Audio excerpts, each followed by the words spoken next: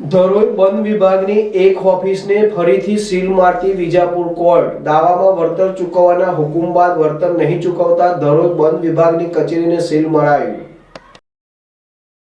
વિજાપુરના માલોસણ ગામના ખેડૂતે પોતાના ખેતરમાં ધરોઈ પાણીની કેનાલ નાખી તેનો કોઈ ઉપયોગ ન કરીને વર્ષ 2008થી આજ દિવસ સુધીમાં ધરોઈ બંધ વિભાગ તરફથી 16 વર્ષ થવા આવ્યા, પરંતુ હજુ સુધી ધરોઈ કેનાલ વિભાગ તરફથી કોઈ વળતર ચૂકવી નહીં આપતા ખેડૂત કાંતિભાઈ પ્રભુદાસ પટેલ દ્વારા કોર્ટમાં વળતર લેવા દાવો કર્યો હતો, જેનો કોર્ટે ખેડૂત કાંતિભાઈ પ્રભુદાસ પટેલને વળતર ચૂકવી આપવા હુકમ કર્યો હતો।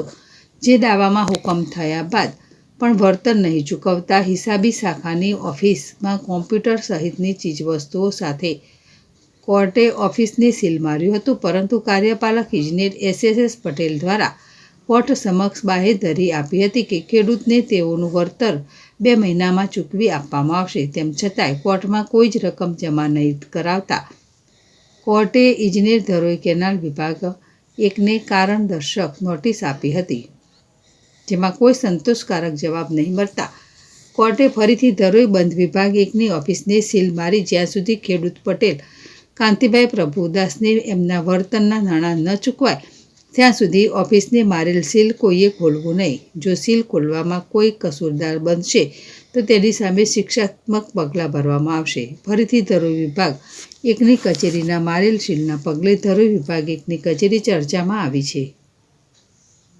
સૈયદજી બુખારી, ZS TV, વિજાપુર।